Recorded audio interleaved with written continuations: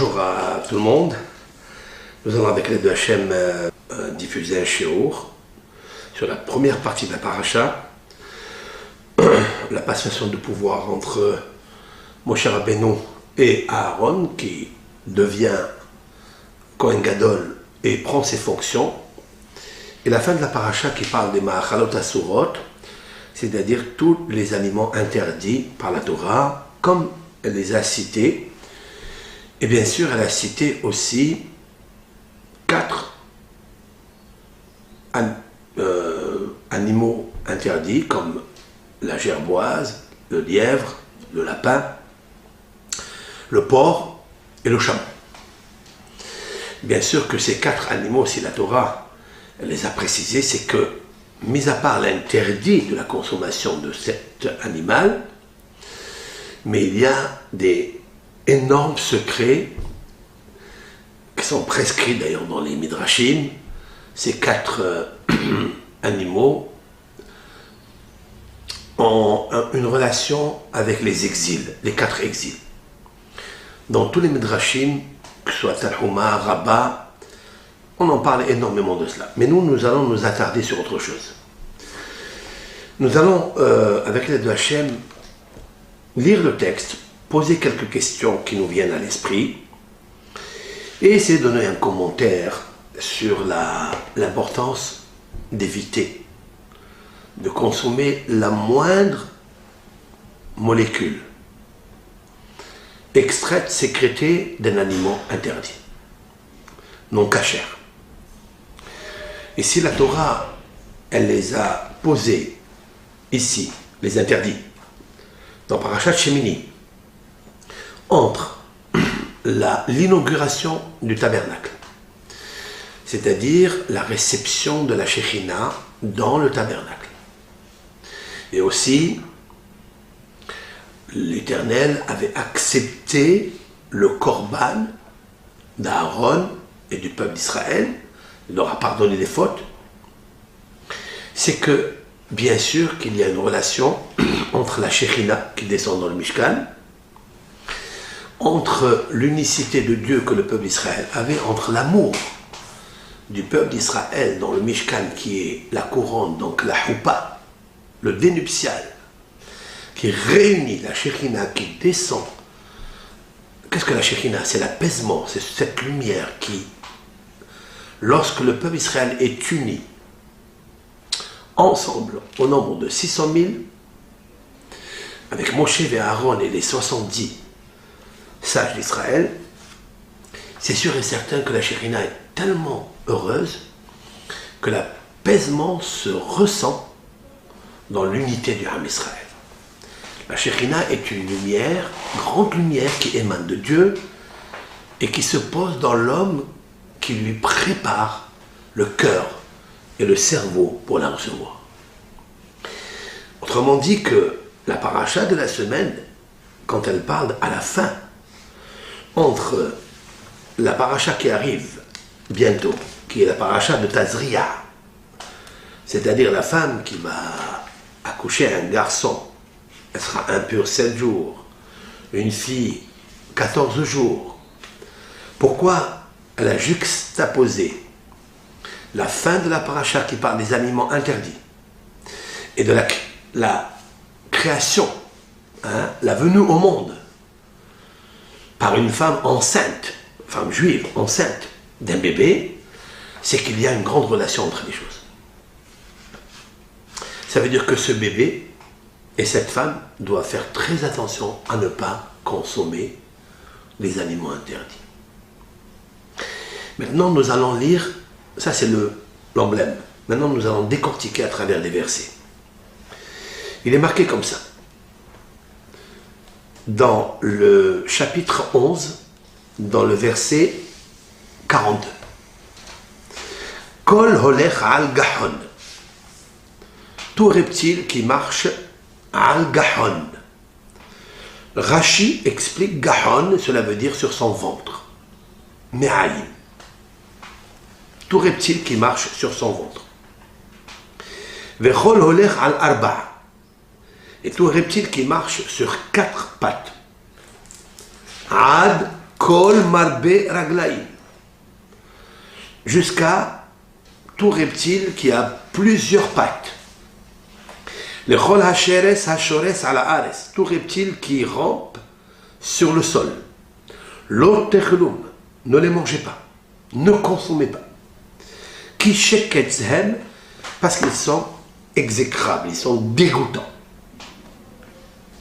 La Torah a besoin quand même de nous préciser l'interdit de manger quelque chose qui est dégoûtant, même si c'est de facto, qu'on n'en veut pas de cela. Après, il est marqué Al tishaketsu et nafshotechem. Ne dégoûtez pas vos âmes. C'est bien, peut-être que c'est bon. Peut-être les crustacés, les crevettes sont bonnes. Mais il y a une crevasse dans l'âme. L'âme se trouve dégoûtée. Et alors? Nous allons arriver avec l'aide de Hachem de donner l'explication de ce dégoût que la Torah nous avertit, veut nous rendre vigilants de ne pas consommer. Mais ne vous dégoûtez pas de tout reptile qui rampe sur le sol. Et la Torah, elle vient nous dire quelque chose maintenant à la fin de ce verset, quelque chose d'extraordinaire. Velo tetam ubahe, ne vous impurifiez pas par eux, c'est-à-dire en les consommant. Venit metem bam, parce que vous allez vous impurifier. Et là, il y a d'abord un pléonasme, une répétition de la Torah. Elle n'a pas l'habitude. La Torah est très avare dans les mots, même dans les lettres. Et il y a un nombre de lettres à conserver. Ici, la Torah l'a ajouté presque. Elle nous dit quoi? Velotitamou. À part que c'est dégoûtant pour l'âme, à part que tu as rempli ton corps de quelque chose de dégoûtant, au moment où tu l'as mangé, c'est dégoûtant. Mais l'âme, elle subit encore un dégoût, et ce dégoût a des conséquences, des résultantes néfastes pour la neshama qui se trouve dans le cerveau et dans le cœur. Mais la Torah nous dit autre chose. Velo titame ubahem.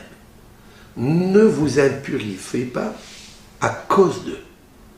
Et elle ajoute, j'ai compris, venit metem bam. Et vous allez vous impurifier à cause d'eux. C'est une répétition. Première question. La deuxième question qu'il nous faut avoir ici, dans notre lecture superficielle, c'est qu'il y a une faute d'orthographe ici. Venit metem bam, normalement venit metem qui vient du mot tum'a, comme il est cité préalablement lotitameu, le radical du mot tamé, ce sont 3 lettres, tête, même, aleph. Et ça, c'est pourquoi il est marqué velotitameu. Donc on a cité les 3 lettres radicales du mot tamé, impurification, impur. Mais lorsque la Torah elle a ajouté venit metem bam, elle a ôté, elle a retiré une lettre. La lettre aleph. Et c'est là où il y a toute la beauté pour répondre à la première question. Enfin, ça n'est pas la même chose. Il y a une impurification. Et quelle est la conséquence d'une impurification? C'est que la lettre aleph a sauté de l'homme. Alors pour cela, il y a des ramifications kabbalistiques, allégoriques, allusifs et midrashiques, c'est-à-dire simples. C'est là où on voit que la Torah elle est mina shamayim, que la Torah est dictée par Dieu, par le ciel. Moshe kibel Torah mina shamayim, Sinaï. Et l'Éternel lui a dit, ici tu écris tamé avec tête, même aleph. Et ici tu écris tamé timtum, c'est-à-dire bouché. bouché d'esprit, souillé de l'âme, souillé du cœur. Autrement dit que celui qui mange des aliments interdits va être souillé dans son cœur. On va expliquer tout cela. Venit metembam. Et la Torah ajoute dans le verset 44. Ki ani Hashem Elohechem, car je suis l'Éternel, votre Dieu. Veit kaddishtem, sanctifiez-vous, veitem kedoshim, et soyez saints. Là aussi, c'est un pléonasme. Veit kaddishtem, je suis, c'est-à-dire, sanctifiez-vous donc. Quelqu'un qui se sanctifie, ça veut dire quoi? Qui se sépare de ces aliments interdits. Veitem kedoshim, vous devenez saints. Et il ajoute, Akadosh Baruch Hu ajoute à Moshe Rabbeinu de nous dire, et nous avons lu ça Shabbat, Ki kadosh ani, car je suis moi saint. Là je fais une remarque. Veitem kedoshim, vous soyez saints. Le mot kedoshim, le premier, il est ôté de la lettre vav. Il n'y a pas la lettre vav. Ki kadosh ani, car moi je suis saint. Le mot kadosh obtient la lettre vav. Pourquoi? Lorsqu'il s'agit de notre sanctification, elle est privée d'un vav. Et lorsqu'il parle de la sanctification de Dieu, il est rempli de la lettre vav. Là aussi, il nous faut comprendre. Et il dit à Kadosh Baruch Hu, Velo tetameu et nafshotechem, n'impurifie pas vos âmes. Bechol hacheres aromes ala ares. Tous les reptiles, et là il change le texte, il dit romes. C'est aussi ramper. Mais il a dit cheres achores. C'est pareil, ala ares. Et puis le verset 45 nous dit Ki ani Hashem, car je suis l'Éternel, Hama'ale etrem me'eretz Misraïm, qui vous a fait monter de la terre d'Égypte. Liot lachem Elohim, pour être pour vous le Dieu. Veitem kedoshim, je vous demande d'être saint. Privé de vav, ki kadosh ani, car je suis saint. Rempli de vav. La question que Rashi rapporte, Hama'ale etrem me'eretz Misraïm, car je vous ai fait monter, je vous ai fait sortir. Hamotzi etrem, je vous ai fait sortir d'Égypte. Pourquoi ici, lorsqu'il s'agit des interdits, aliments interdits, la résonance prend une autre forme? Hama'ale etrem. Rachid expliquait au nom de Rabbi Ishmael, qui est un des maîtres de Rabbi Akiba, de mémoire bénie, Hama'ale etrem. Je vous ai donné une ma'ala, c'est-à-dire une distinction, par le fait que je vous ai fait sortir d'Égypte. Et lorsqu'en Égypte, vous avez consommé des reptiles, parce qu'il n'y avait pas encore la Torah, mais maintenant que vous êtes dans le Mishkan, que vous avez récupéré toutes les lumières qu'a perdues Adam Arishon, et même les lumières qu'ont perdu le peuple Israël à cause du veau d'or. Maintenant, dans le Mishkan, dans le tabernacle et à la Shekhinah, je vous demande, s'il vous plaît, de vous rappeler que la Shekhinah ne descendra pas chez vous si vous descendez dans les mœurs égyptiennes, en consommant les souris et les reptiles et les cadavres, qui est une abomination et qui est exécrable et dégoûtant pour le nefesh à israélite, à yéhoudite. Voilà ce que dit Akadosh Baruch Hu. Autrement dit, qu'on a relié la sortie d'Égypte avec l'interdit de la consommation des animaux interdits, des reptiles et autres. Pourquoi? Parce qu'elle vient nous dire quelque chose d'extraordinaire, que la Torah ne peut pas s'installer dans l'homme si, c'est-à-dire la Shekhinah, s'il consomme ne serait-ce qu'une petite molécule qui est sécrété dans un aliment interdit. À plus forte raison des crustacés, des crevettes, ou des je ne sais quoi, qui sont interdits parce qu'ils provoquent le dégoût de l'âme. Maintenant, revenons au texte. Kol holech al gahon. Ça, c'est le texte qu'on a expliqué d'une façon simple. Maintenant, expliquons d'une façon kabbalistique. Car il y a des choses exceptionnelles dans les textes de la Bible, dans les Midrashim, dans le Zohar, et notamment dans les commentateurs qui scrutent et connaissent chaque valeur, chaque lettre et sa valeur, sa correspondance, sa résonance, sa force nucléaire kabbalistique. Revenons au texte. Kol holech al gahon. Tout reptile qui marche sur son ventre. Gahon, sur son ventre. Le mot gahon aurait pu prendre un autre terme, c'est-à-dire me'aïn. Me'aïn, c'est-à-dire ou bien beten. Hein, je vais très doucement dans ce cours, parce que les mots en hébreu ils sont déjà compliqués, donc il nous faut les traduire d'une façon simple pour que puisse l'oreille de toute auditrice, auditeur, ceux qui nous voient, qui regardent ces vidéos, puisse être très simple. La Torah a employé un mot bizarre, holech al gahon, ce qui marche sur son ventre. Rashi explique me'aim. D'accord? Me'aim, ça veut dire le ventre, ses intestins. Alors pourquoi la Torah n'a pas dit me'aim, les intestins? Pourquoi elle a donné un autre nom?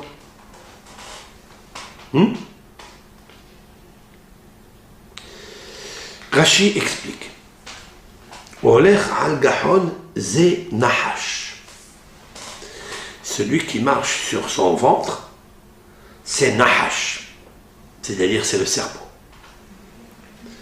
Mais la shon gahon shehia explique le terme du langage gahon.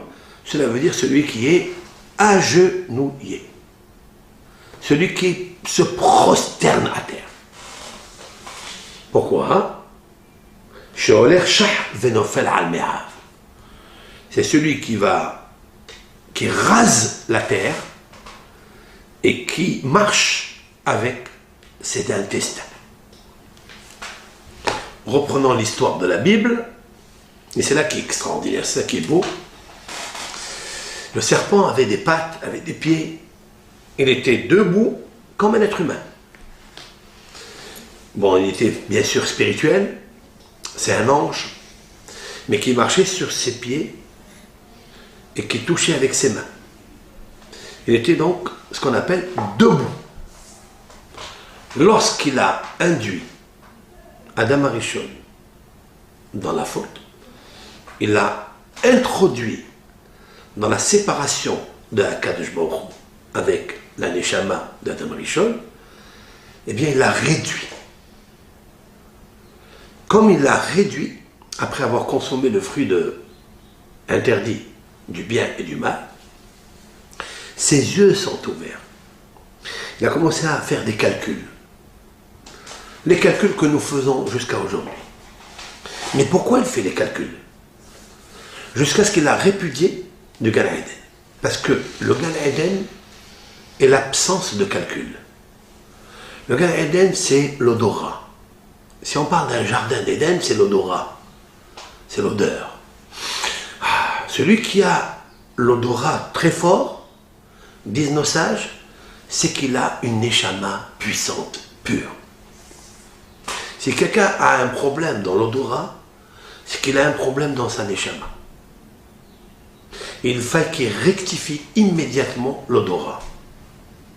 Et si l'odorat est atteint, parce qu'il ne peut plus rester dans le Gan Eden comme Adam Arishon, c'est qu'il y a le Ha'der du Emet. C'est-à-dire qu'il y a l'absence et la restriction de la vérité. Et le Emet, c'est quoi? C'est la tâche avec Akadosh Baruch Hu qui est Emet, Vetorato Emet. Alors il peut recevoir, grâce au Aleph du Emet, il peut recevoir le Aleph de Akadosh Baruch Hu. Mais si il est répudié du Gan Eden, c'est parce qu'il a consommé quelque chose qui lui a fait sauter la lettre Aleph. Donc il est devenu impur. Donc il est devenu incapable de recevoir la Shekhinah. La faute originelle a commencé par la consommation d'un interdit. Maintenant, on sait très bien que le mot d'âme, c'est le sang, n'est que l'absence du mot Adam. Adam, c'est Aleph, Dalet même, le Aleph a sauté. Le Emet, c'est la vérité. Le Aleph a sauté. Donc il devient Met, mort. Ce Aleph-là, il faut le récupérer. On l'a récupéré. Nous l'avons récupéré dans Parashat Shemini. Puisque le Mishkan, le tabernacle, est une réparation nouvelle, une résurrection nouvelle du peuple d'Israël pour recevoir la Torah, 50 jours après. L'inauguration de ce Mishkan, qui vient du mot Shekhinah, Shachen, voisin à la Shekhinah, ce voisinage ne peut être possible que si on fait attention à la consommation des interdits. C'est pourquoi, ici, et c'est là où il y a toute la beauté, Kol holech al gahon, tous reptiles qui marchent, qui rampent sur son ventre, c'est le nahash. Mais nous allons dire quelque chose. Si vous regardez le mot gahon, dans la Torah, le mot gahon, le vav, la lettre vav est grande et elle est debout. Dans le Sefer Torah, Hakadosh Baruch Hu a dit à Moshe Rabbeinu, lorsque tu arrives ici, à ce passage, dans le chapitre 11, verset 42, je voudrais que tu mettes ici un vav grand et bien debout. Pourquoi faire? Parce que tu devras compter depuis Bereshit, le bet de Bereshit, c'est-à-dire la création, jusqu'à ce mot, c'est-à-dire à la lettre Vav, et compter les lettres qu'il y a de là, de Bereshit, jusqu'à Gahon, c'est-à-dire le serpent. Il y a ici la moitié des lettres de la Torah.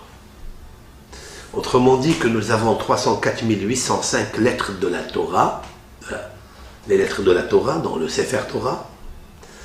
Celle qui fait le milieu, tu divises en deux, ça fait combien? Celle qui fait le milieu, en live, 304 805 lettres.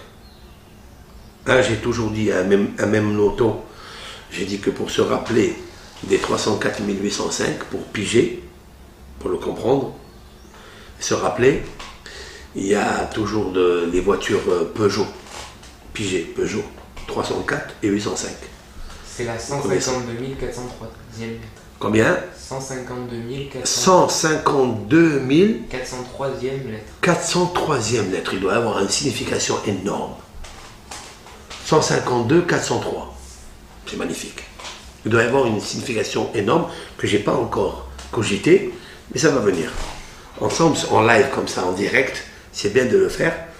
Donc 152 403e lettre, c'est la lettre Vav du mot Gahon, c'est-à-dire le serpent. Celui qui rampe sur ses pattes. Pourquoi il rampe sur ses pattes? Alors qu'il avait des pieds et des mains debout.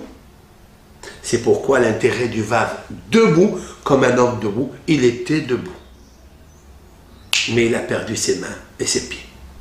Il n'a plus de pieds et de mains. C'est pourquoi on parle des raglaïm. On parle des pattes. Parce que les pieds font tenir un homme sur lui-même. Et le Nahash qui a fait tomber Adam et Hava, autrement dit sur les pattes, il leur a coupé les pieds, eh bien on lui coupera les pieds. Maintenant, ce même Adam a été récupéré grâce à Moshe Rabbeinu, à Aaron. Et c'est peut-être pourquoi le petit Aleph du livre Vaïkra, Hachem, Vaïkra El Moshe, Vaïdaber Elav, Me'oel Moed, le petit Aleph de Vaïkra, c'est pour nous rappeler que nous avons récupéré le Aleph. Puisqu'il y a maintenant le Mishkan, qu'est-ce que le Mishkan? Qu'est-ce que Dieu a voulu dans ce Mishkan?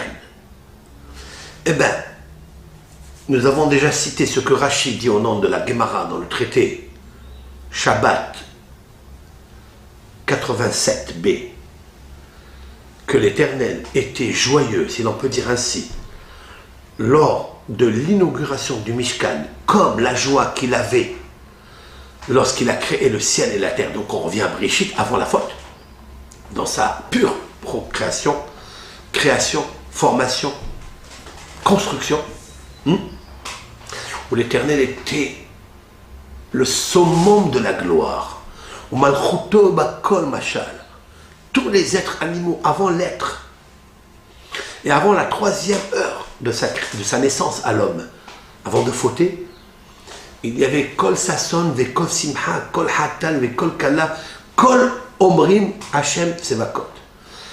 Tous les êtres, les animaux, les cosmos interplanétaires disaient Hodou Hashem Sevakot.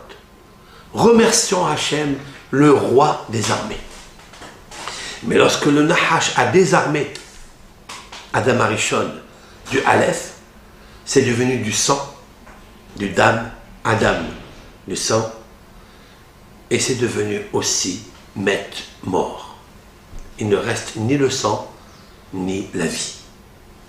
C'est la raison pour laquelle, quand il est venu le livre de Vaïkra, nous allons reconstruire le Mishkan. Que vous étiez heureux parce que nous avons récupéré le Aleph. Et voilà pourquoi peut-être une note kabbalistique, ça sera Aaron qui servira dans le temple et pas Moshe. Parce que Moshe c'est le même, mais Aaron c'est le Aleph. Et tous les deux, ensemble, forment le Tav. Le Tav, c'est-à-dire l'union. Le summum de l'union. Oui? Donc ça fait Emet. Aaron, Moshe et le Tav, ce sont la force de l'union, c'est-à-dire que toutes les lettres de l'alphabet, de Aleph jusqu'à Tav, sont comprises avec la lettre du milieu, du même, qui est Moshe. Tout le Emet est revenu et la Shekhina, elle a apparu, comme c'est marqué, Ki hayom Hashem nir'a alechem. Car aujourd'hui, le premier Nissan, l'Éternel est apparu à vous. Nir'a alechem, chose, qualité, patrimoine que nous avons, hélas, perdu depuis longtemps, depuis la création du monde. Voici pourquoi l'Éternel il est tellement heureux. Et pourquoi l'Éternel était heureux dans la construction du ciel et de la terre? Pourquoi? Eh bien parce qu'il a laissé tous les hauteurs, protocoles supérieurs, et il a dit, je veux résider parmi les hommes, parmi les êtres ici-bas. Et Dieu n'avait pas trouvé de place depuis que l'homme a été répudié du Gan Eden. Parce que son Aleph, il a été perdu. Mais maintenant que Akadosh Baruch Hu, il a récupéré le Mishkan, donc le Aleph, donc la symbiose, l'union du peuple d'Israël avant le don de la Torah, parce qu'il sera impossible de le donner s'il n'y avait pas ce Hayom Nir'a Alechem. L'Éternel est apparu à vous. Et pourquoi il a dit le mot Nir'a est apparu à vous? Parce que Nir'a, il y a 4 lettres. Nun, Resh, Aleph et c'est l'anagramme du mot Aharon. Aaron. Aaron symbolise le shalom, la paix. Et Akadosh Baruch Hu a trouvé enfin la paix. Et c'est pourquoi cette péricope est aussi suivie de l'interdit de la consommation des animaux impurs. Et le milieu de la Torah est bien choisi. Le Vav. Il est bien choisi 152 403, c'est ça? 152 403. Diamètre. Hein? C'est ça. Entre le Vav, il y a 100. Entre le Vav, 152 403, 402. Donc lui, il est 180. 152 403. C'est magnifique. Ça veut dire que, attention, tu risques de revenir encore à l'état. C'est pour ça que Dieu il te dit, attention, je vous ai fait sortir d'Égypte. Parce que je vous ai ramené pas seulement de la sortie d'Égypte. Je vais vous faire monter à un niveau de Gan Eden. La sortie d'Égypte n'est qu'un moyen de vous faire monter très haut jusqu'à Maaseh Bereshit. Oui. Maintenant, on va expliquer. Kol olech al arba, kol olech al gahon. Toute personne, maintenant je vais faire une allusion dans le texte. Kol olech al gahon. L'explication simple, c'est quoi? Tout reptile qui marche sur ses pattes, sur son ventre. Ok. Moi, je vais l'expliquer autrement. Kol olech, toute personne. C'est pas tout reptile. Toute personne olech al gahon qui marche sur son ventre. Ça veut dire quoi? Ça veut dire qu'il a l'appétit de remplir son ventre. Et il est vacciné par l'intromission du venin du serpent qui n'a pas de pattes, qui a perdu ses pattes à cause du fruit interdit. Celui-ci, il ressemble au serpent. Et il ne pourra pas devenir kadosh. Il sera impossible de devenir saint, séparé de ce monde. Car, si on suit l'appétit, la boulimie de l'appétit de la nourriture, même dans le kasher, on sera poussé à, comment on va dire, à augmenter les forces du serpent qui est en nous. Kololech al-Gahon, si quelqu'un il marche sur son ventre, ça veut dire que tout son envie, tous ses plaisirs, c'est le ventre. Il va aller manger du kasher, du préserve, des crevettes. Il dit, c'est pas grave, une fois, des calamars, il mange des poissons parce qu'ils coûtent pas cher, Dieu préserve. Celui-ci sera déconnecté de la Kedusha. Il ne pourra pas me comprendre. Alors,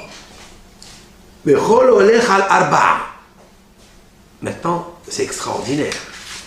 Et tout celui qui marche sur quatre pattes, c'est-à-dire c'est un reptile qui marche sur quatre pattes. Je vous l'expliquer avec l'aide de Hachem, ce passage comme ça.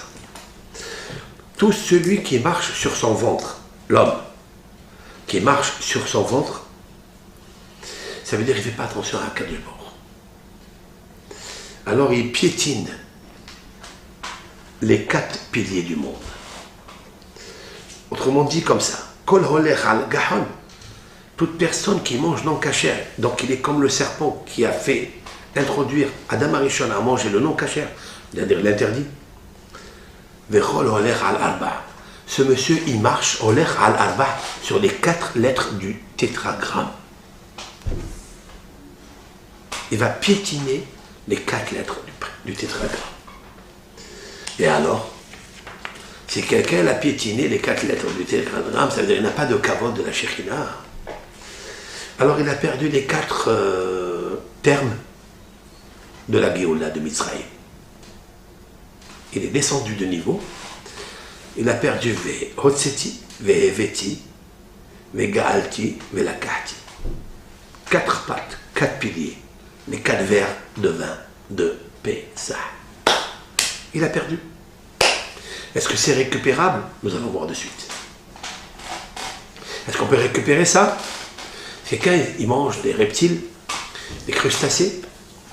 Combien si nous, les frères, les parents, les cousins, les cousines, la famille, si on sait, on connaît, si d'abord on se préserve de ça, convenablement, si on sait qu'il y a parmi nous des gens qui mangent des crustacés, des crevettes, etc., combien, avec gentillesse, il faut leur parler. Maintenant, est-ce que la personne qui a consommé, parce qu'il a la boulimie, la ta'ava, de la nourriture, et il va même consommer des choses interdites par Dieu, est-ce qu'il est récupérable? Est-ce qu'il est récupérable, oui ou non? Nous allons voir ensemble, ça dépend. Ça dépendra de la raison de l'absence du Aleph, que je vous ai dit tout à l'heure. La Torah a dit que si quelqu'un il mange des choses dégoûtantes, interdites,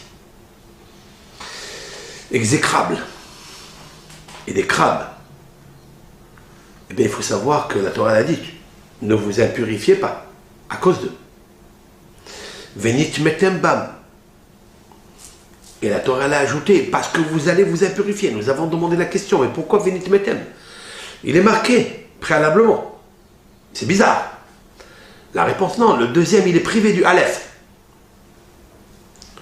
Viennent nos sages et disent que celui qui mange des choses interdites, il est privé du Aleph.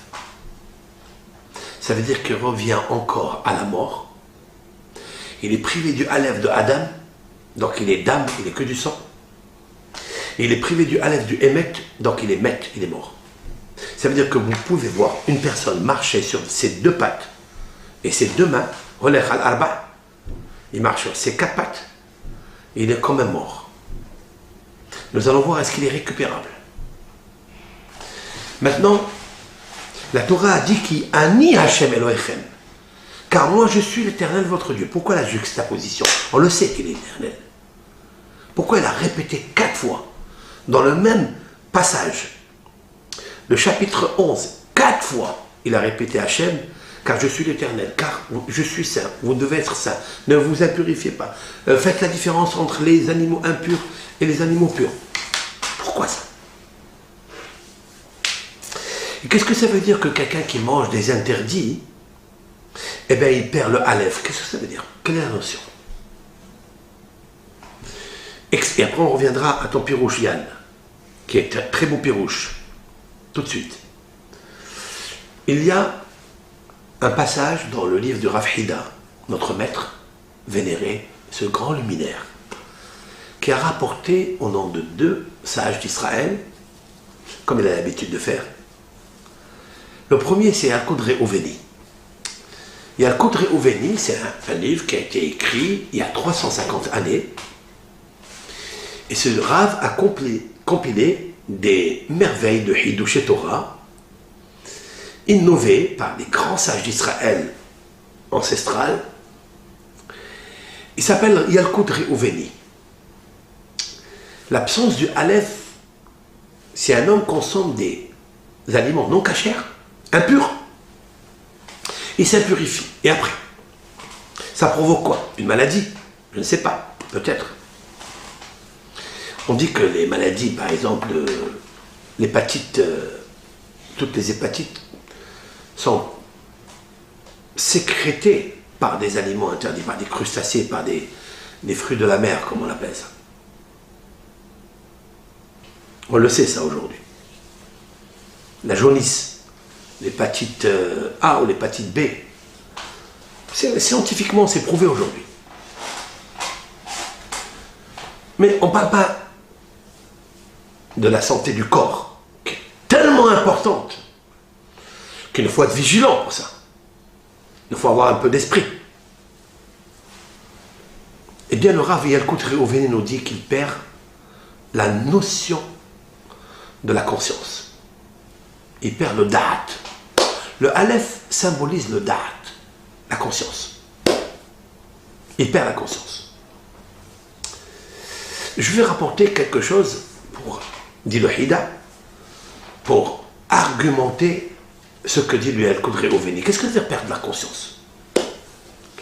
Le Rav Hida a apporté un midrash, Shoher Tov, c'est un midrash qui s'appelle comme ça, que Eliyahu Hanavi a rencontré Rabbi Nehorai, autrement dit Rabbi Meir.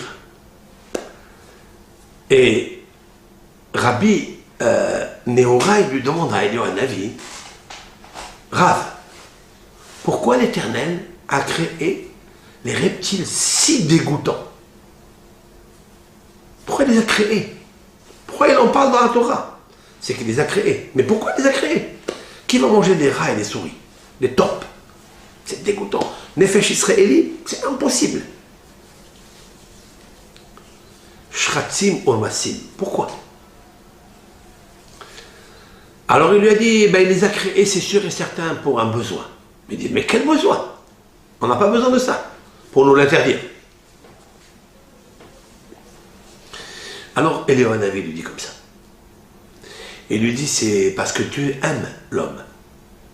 Ah bon? Par l'amour que Hachem a pour l'homme, c'est pourquoi il a créé les reptiles. Pour rien. En fait, il les a créés pour rien. Et alors pourquoi il les fait? Pourquoi il les a mis ici au monde? Lorsqu'un homme y faute, lorsqu'un Ben Israël faute, Akadosh Baruch Hu se remplit de miséricorde par rapport à cet homme. Comment? En regardant les reptiles. Si déjà j'ai créé des reptiles qui ne servent à rien dans ce monde, à plus forte raison mes créatures, que je dois les garder encore avec moi dans ce monde. C'est un grand chesed, lui répond Eliyahu Hanavi, Rav Nehorai. Quand je vois un reptile, je dois dire merci reptile. Je ne dois pas l'écraser. Peut-être de là était la coutume, la dérivée de la coutume de Harizal. Harizal n'a jamais touché une mouche, un insecte, un cafard. Il n'a jamais tué une bestiole qui peut même le déranger. Pas qu'il peut le tuer, bien sûr, si elle est néfaste, si elle peut atteindre à la vie d'un homme, c'est sûr et certain. Mais un reptile qui est dans ton jardin, tu veux le chasser, tu veux l'écraser, tu veux lui mettre des produits qui le tuent. Jamais le Harizal a fait une chose pareille. Maintenant, je viens de comprendre pourquoi. Parce qu'Eliyahu Hanavi, il a dit, ces reptiles, il les a créés pas pour t'embêter. C'est pour que l'Éternel se remplisse de toi, le fauteur, le pécheur, qui a perdu le Aleph. Alors là, tu avais dit quelque chose. C'est pourquoi on a perdu le Aleph. Parce que tu as perdu la conscience. Pourquoi? Si tu les consommes, si tu les manges, tu as vraiment perdu la conscience. Parce que si tu fautes, l'Éternel, il va te prendre de ce monde. Parce que tu as éliminé le repère que l'Éternel a, qui est le reptile. Si tu le consommes, tu ne peux plus faire le principe d'a fortiori. Si déjà le reptile qui ne sert à rien, je le laisse vivant. Alors l'homme, qui est ma créature, que je lui ai donné naissance dans ce monde pour qu'il me connaisse, pour qu'il me serve, pour qu'il me loue, même s'il faute, je dois le garder. Mais si tu le manges à ce reptile, il n'y aura plus d'avocat pour toi.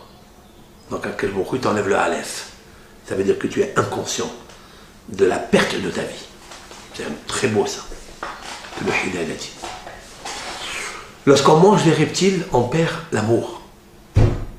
L'amour de soi, l'amour de Dieu. Pourquoi? Parce que tu as perdu la conscience. Ça, c'est la première explication d'après le Rav Hida, selon le commentaire de Yalkut Rehouveni. Le Rav Hida a apporté un autre maître, qui n'est pas moins que celui qu'on appelle Rabbeinu Behaye, grand Hacham d'Israël, qui a écrit son livre intitulé Rabbeinu Behaye, qui a vécu au XIVe siècle, début XIVe siècle. Il a dit comme ça: la notion de la restriction du Aleph dans Venit Metem, à part l'impureté que tu reçois, parce qu'à cause de ça, tu ne pourras pas manger des consécrations, mais tu as l'absence de Aleph, parce que le Aleph est égal à la Shekhinah. Donc tu as perdu la conscience, mais tu as perdu aussi la Shekhinah. Pourquoi? Parce que le Aleph, si on enlève du mot Venit Metem, c'est-à-dire impurification, on enlève le Aleph, est égal à Venit Tamtem, Timtum. Timtum, ça veut dire bouché. Tu as le cœur bouché. Et si tu as le cœur bouché, la Shekhinah ne peut pas descendre dans un endroit impur. C'est impossible. Donc tu as perdu la Shekhinah. Tu as perdu le Aleph de l'amour. Tu es revenu où? À la première faute originelle du serpent. Voilà pourquoi la Torah est supérieure à toutes les sciences exceptionnelles. Ce qu'elle dit la Torah ici. Elle est la lettre qui symbolise dans le mot Gahon, qui veut dire le serpent qui marche sur son ventre.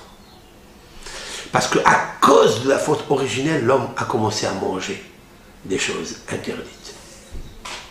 Et il a fait évacuer la Shekhinah de son Gan Eden à l'intérieur de lui. Parce que qu'est-ce que la Shekhinah? La Shekhinah est un apaisement. Un cœur qui est tendre. Un cœur qui est amoureux des autres. Un cœur qui est amoureux des créatures. Et qui est Tov, qui est complet, parfait. Alors, il est relié avec Akadosh Baruch Hu. Ça veut dire qu'Akadosh Baruch Hu, il a un endroit, une maison où descendre. Si Akadosh Baruch Hu, il a créé le Mishkan, c'est pour descendre ici-bas. S'il a créé le ciel et la terre, c'est pour qu'il descende sur la terre. Mais il nous a demandé de ne pas l'évacuer du Gan Eden que nous sommes, à cause des consommations des reptiles. Alors à ce moment-là, tu marches sur les 4 lettres de Dieu. Et si quelqu'un marche sur les 4 lettres de Dieu, alors il marchera sur plusieurs pattes, comme c'est marqué. Al-Kol Marbe Raglaim, il arrivera à marcher sur tous les pattes, c'est-à-dire il va consommer toutes les choses interdites. Ça veut dire quoi? Les aliments interdits, les femmes interdites, la débauche sexuelle, la prostitution. Il peut tout consommer. Pourquoi? Parce qu'il n'aura plus de conscience. Et il n'aura plus la Shekhinah qui va lui donner l'apaisement, celle qui nous comble de bonheur et qu'on n'a pas besoin d'aller chercher des vergers étrangers, des plaisirs interdits. Vous comprenez? Et c'est ça qui kadosh ani Hashem Elokechem. Ici la Torah l'a répété 4 fois. Et pourquoi 4? Parce que n'oublie pas les 4 espèces que j'ai citées dans la Torah. La gerboise, le lièvre, le chameau et le porc. Parce qu'il y a ici dans la résonance des mots Arba. Si quelqu'un il consomme des fruits interdits, des aliments interdits de la mer, des fruits de mer, des steaks de la mer, hein, des escargots, je ne sais quoi, et bon, il faut qu'il sache qu'il consommera le lièvre, il consommera le chameau, il consommera le porc, le jambon de porc, obligé.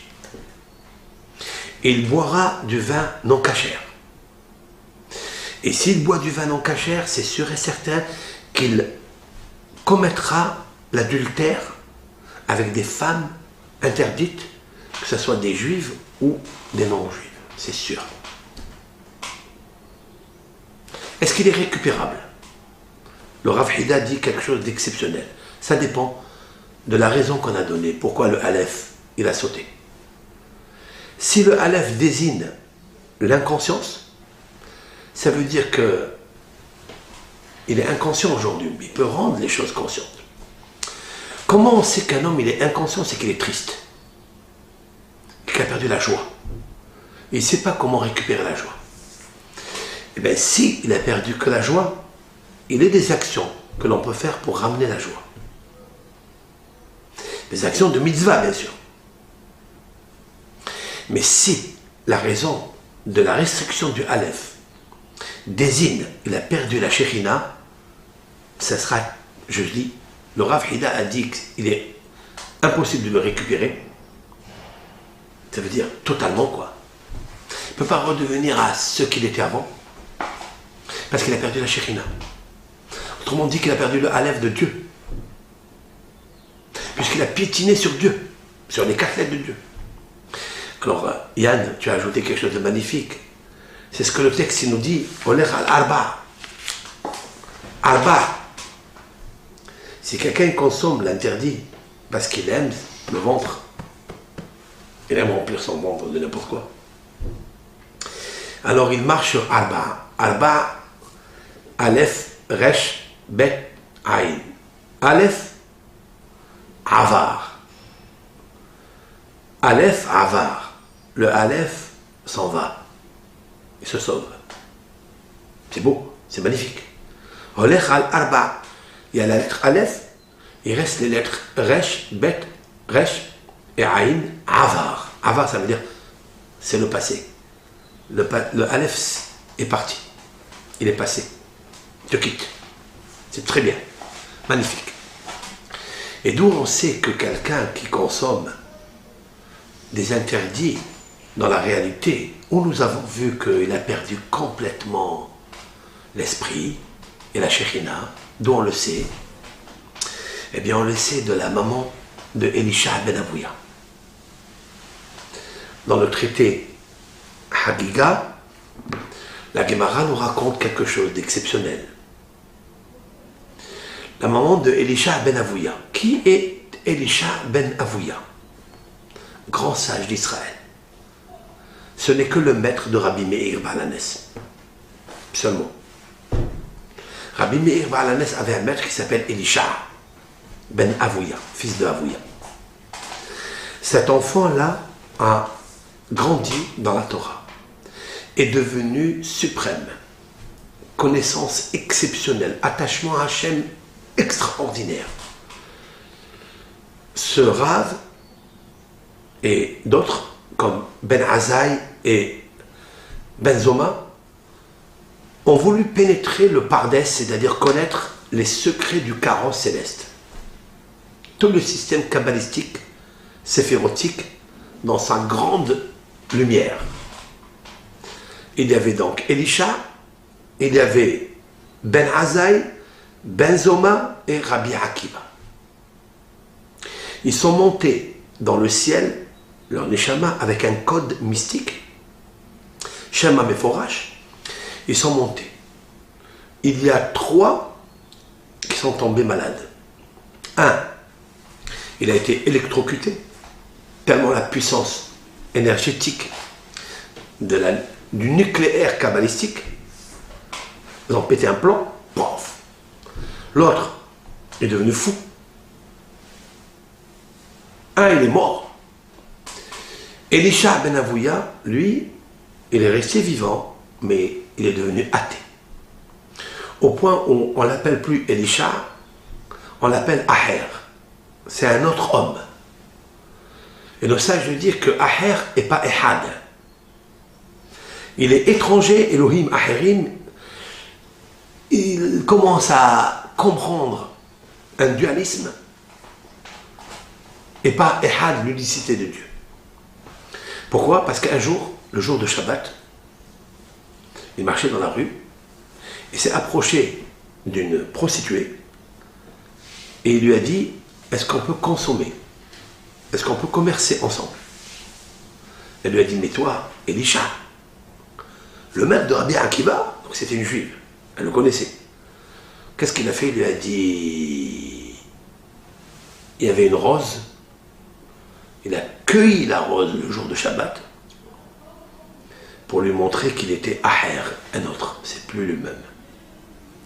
Autrement dit que le Shabbat désigne le Ehad, Hachem, lui, s'est révolté sur la parole de Ehad, de Hachem. Donc le Dalet de Ehad s'est transformé en Resh de Aher. Et pourquoi tout cela? Raconte la Gemara que sa maman, quand elle était enceinte de lui, elle est passée devant un endroit où il préparait un plat pour la Avodah Zara, pour l'idolâtrie, comme un sacrifice pour l'idolâtrie. Et elle a senti l'odeur de ce plat, elle s'est approchée de cela, et elle leur a demandé de lui donner un petit bout. Pourquoi? Parce que la Gemara dans le traité Yoma 82b nous dit quelque chose. Si une femme juive, le jour de Kippour, elle est enceinte, elle jeûne, et elle sent une odeur qui est très agréable, qu'elle a envie de manger, il faut lui donner de suite à manger. On lui chuchote à l'oreille, on lui dit d'abord, par élimination, on lui dit c'est le jour de Kippour aujourd'hui. C'est le jour de Kippour, il est interdit de manger. Si elle se calme, parce que le jour du Kippour pour elle c'est puissant que la nourriture, alors on la laisse. Mais si quand même elle demande à manger, il faut lui donner de suite, même si c'est du cochon, du porc ou de Avodah Zara, pour lui sauver la vie.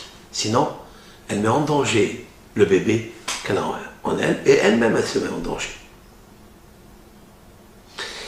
Cette femme-là, elle était en danger, parce qu'elle a senti une odeur. Si c'était du kasher, c'était bien, mais elle a mangé Avodah Zara, et il n'y avait personne pour lui souffler dans l'oreille, c'est interdit. Donc elle était vraiment en danger. Donc si elle a consommé, ce n'était pas interdit de la Torah.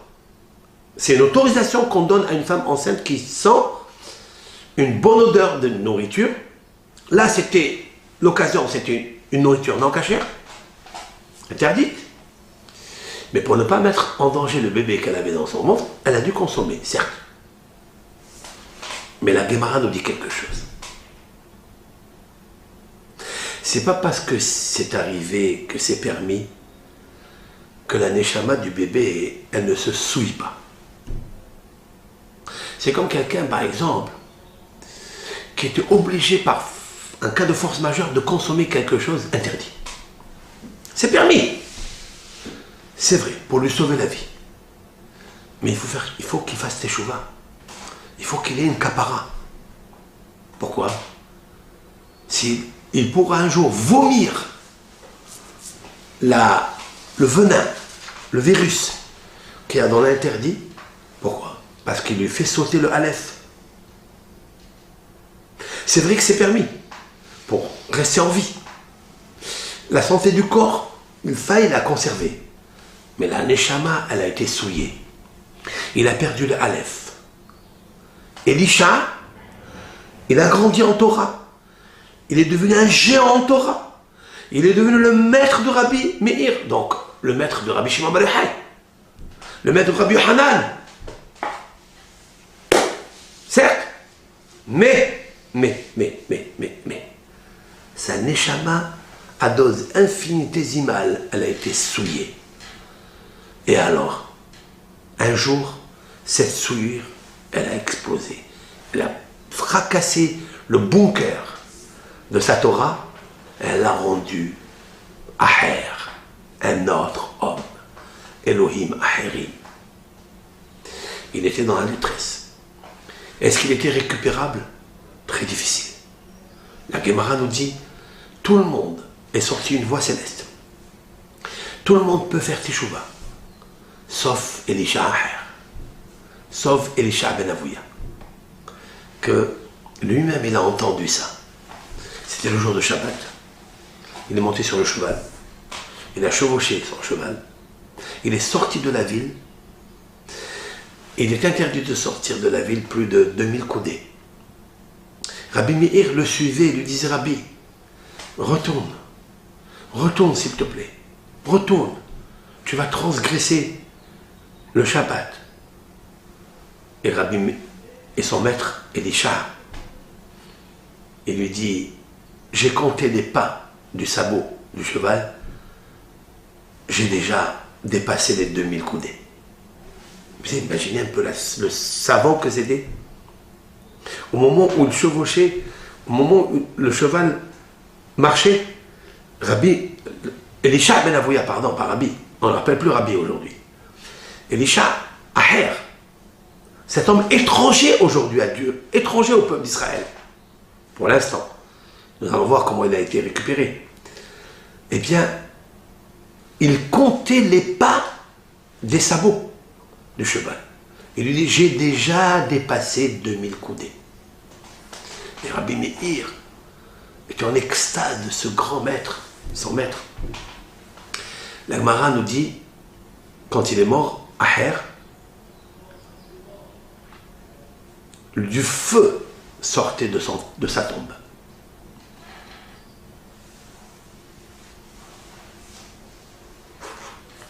Enfin, du feu, de la fumée sortait de sa tombe. Cette fumée, explique Rashi et les commentateurs, c'est la fumée du Gehinam. C'est qu'il était pendant des années au Gehinam. Rabbi Meir,